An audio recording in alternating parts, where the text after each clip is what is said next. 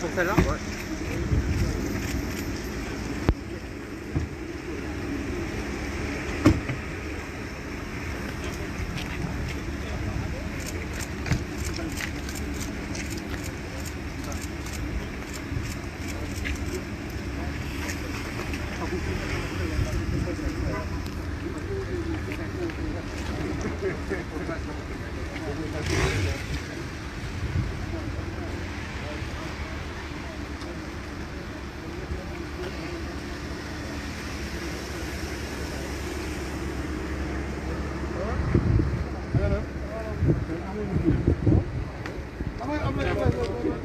amul jege amul kii quoi dañuy kii ak kii bi dama amul jege.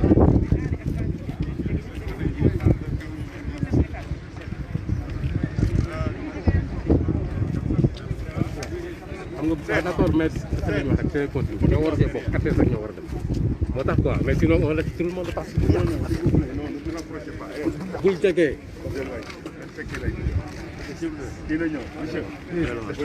Oui, on est là-bas. Juste besoin d'une photo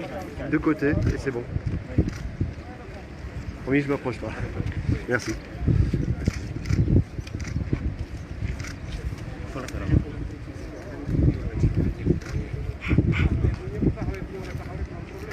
S'il vous plaît, vous êtes devant les caméras. Alors.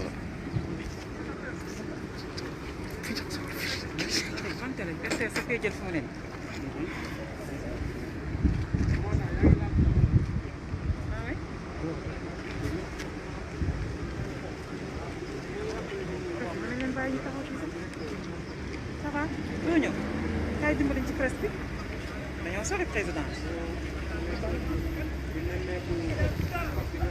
patron ziar naa la ci waa bien ça va presse bi dañoo sori président dinaa leen génne comme ça ñu jël image yi quoi. Je vais les mettre quelque part quoi.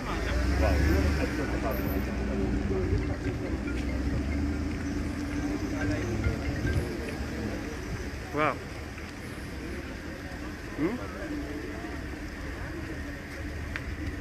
Ok waaw.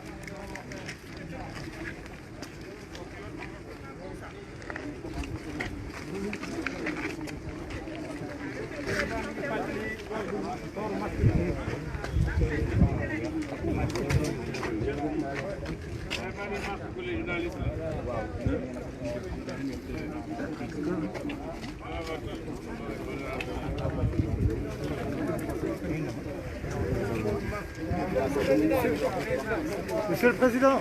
attendez, les gars,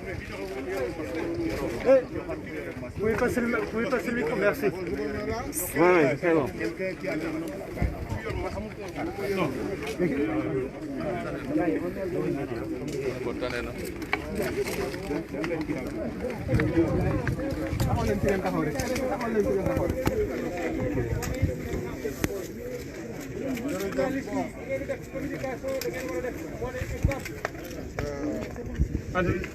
C'est bon.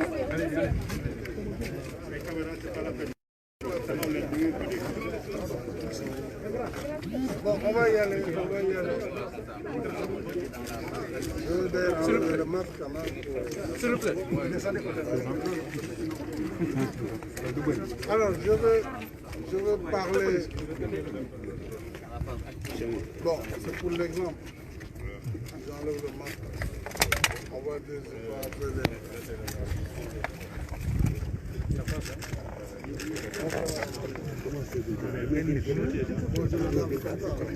Voilà. Bon, alors, je vais d'abord saluer les compatriotes pour le respect des recommandations du Comité national de gestion des épidémies. De façon globale, nous constatons un respect, même s'il y a encore une situation qui nécessite quand même une plus grande prise de conscience de nos concitoyens. Lorsqu'on voit l'évolution de la maladie dans notre pays, on se rend compte que des efforts ont été faits, d'importants efforts pour contenir la maladie. Mais nous avons encore un gros risque. Ce risque, ce sont les cas communautaires. Ce sont des cas qui surgissent et pour lesquels nous n'avons pas de maîtrise. Le danger, c'est justement de cohabiter avec ces cas et qui pourront contaminer à une échelle exponentielle. Disons, un travail essentiel à faire. C'est une forte recommandation. Ensuite, il faut respecter le couvre-feu. Et je demande aux autorités administratives d'être extrêmement rigoureuses sur les conditions de déplacement dans des zones ou dans des localités où la maladie se développe. C'est pour le bien de tout le monde. Je voudrais saisir cette occasion pour, d'une part, remercier encore une fois les personnels de santé, leur dévouement, leur engagement, ils ont fait montre, mais aussi féliciter le gouvernement pour la mise en œuvre dans des délais extrêmement courts des décisions que j'avais arrêtées. D'abord, en ce qui concerne l'aide alimentaire d'urgence, le ministère en charge de la solidarité nationale, de l'équité, a travaillé très rapidement pour organiser la sélection des fournisseurs. Il a travaillé avec nos forces de défense et de sécurité qui vont accompagner tout le processus jusqu'au destinataire final. Alors c'est une grande opération logistique, puisque pour la première fois notre pays va devoir organiser une opération de distribution de plus de 100 000 tonnes, par exemple de céréales, de riz, 100 000 tonnes de riz, plus de... Alors, pour 1 million de ménages, pour le sucre c'est 10 000 tonnes, pour les pâtes alimentaires c'est 10 000 tonnes, pour l'huile c'est idem, quasiment le même volume et plus de 1 million de packs de savon qui vont être distribués jusque dans les villages les plus reculés. Donc c'est pourquoi je me réjouis d'abord de l'implication de l'administration territoriale au niveau des régions, avec les gouverneurs, au niveau des préfets, au niveau des départements, avec les préfets, au niveau des arrondissements et des sous-préfets, mais surtout je me réjouis également de l'implication des élus, c'est-à-dire les maires dans chacune des communes travaillera avec ce dispositif, mais aussi les présidents de région vont accompagner. Donc c'est une association de l'administration, de la société civile puisque les organisations à la base vont participer dans la sélection du quota additionnel, puisqu'on va au-delà du quota qui était généralement consacré à l'aide alimentaire, qui se situait autour de 586 000 familles, donc ménages. Nous allons aller à 1 million de ménages. Donc c'est une grande opération. Et ça, c'est un aspect du plan de résilience économique et sociale que j'avais évoqué. Bien sûr, les autres aspects, vous les connaissez. C'est l'accompagnement des entreprises pour la préservation des emplois, mais aussi pour préserver le peu de croissance que nous pourrons avoir cette année compte tenu des impacts du Covid-19 sur l'économie nationale. Et nous allons aussi, comme vous le savez, protéger les emplois, puisque la première ordonnance que j'ai prise après la loi d'habilitation a été une ordonnance qui a pour vocation de préserver les emplois autant que faire se peut et surtout d'empêcher des licenciements en dehors du seul cas de la faute de salarié. Mais aussi de pouvoir accompagner les entreprises afin que si le chemin technique doit être décidé, qu'il puisse être fait dans des conditions encadrées. Alors, je vais passer peut-être en wolof et mbokk yi am naa mbégte lool ñëw tey fii ci xool tàmbali bi ñuy tàmbalee ndimbal li nga xam ne tuddoon naa ko fan yi ñu génn war ko jëmale ci askan bi yëpp nag dañu war a jox ndimbali lu toll ci million ci ay jaboot million ci ay jaboot nag nekk na lu takku boo koy xool mooy genn wàllu Sénégal daal ci doomu aadama danañu jot ci ndimbal loolu ndimbali nag gis nañ ko li tàmbali bi la te lu bare moo nar a ñëw lii dañu tàmbali tey waaye ay ñaari millions ci saaku ceeb bu ma ko mënee xayma mooy 2 millions de tonnes yi nga xam ne du moins 2 millions de sacs yi nga xam ne dinañ ko jox njaboot gi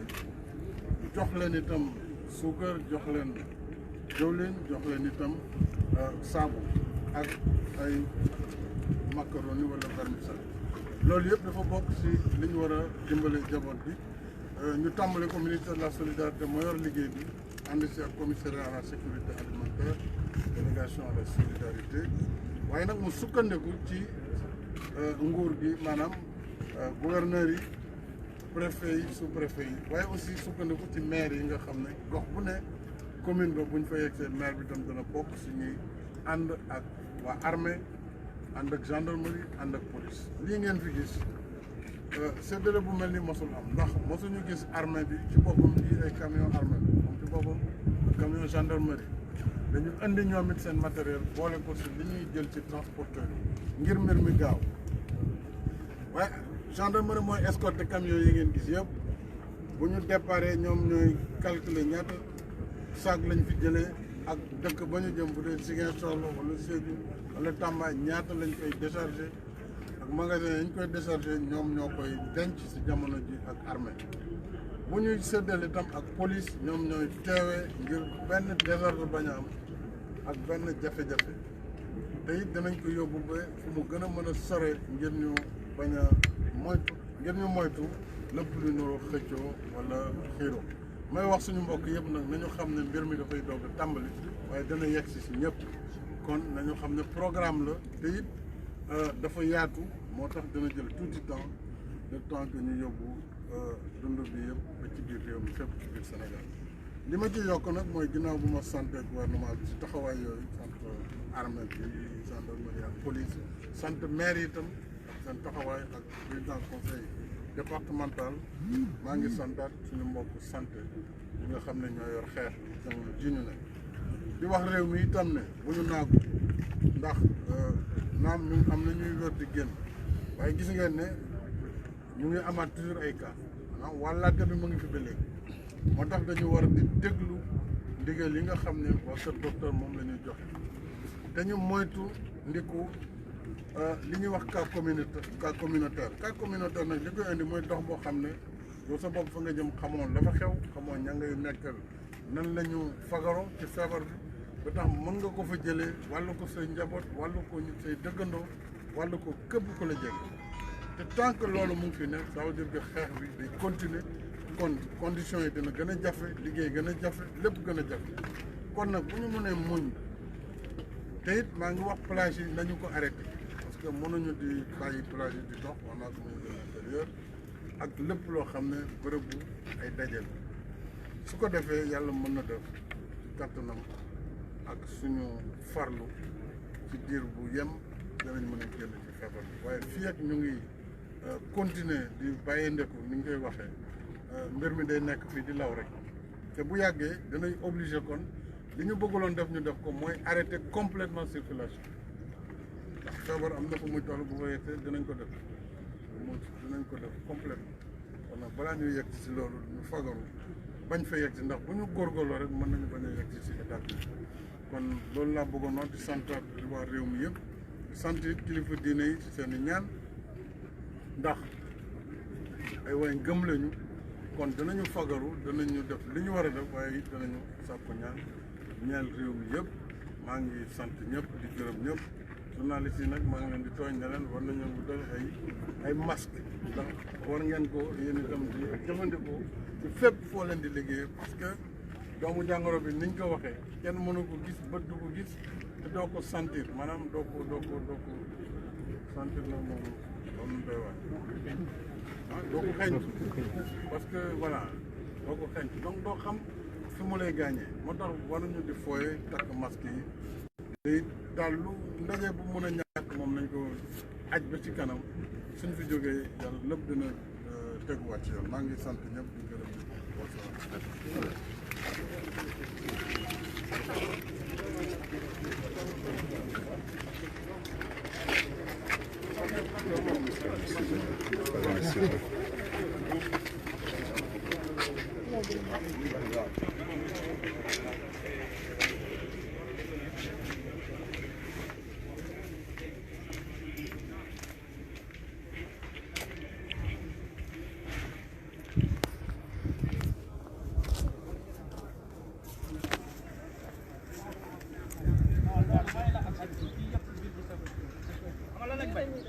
ñi di jël kii presse bi yaakaar ne fii am nañ ci demal fële demal fële bu baax demal fële ci biir dispositif bi la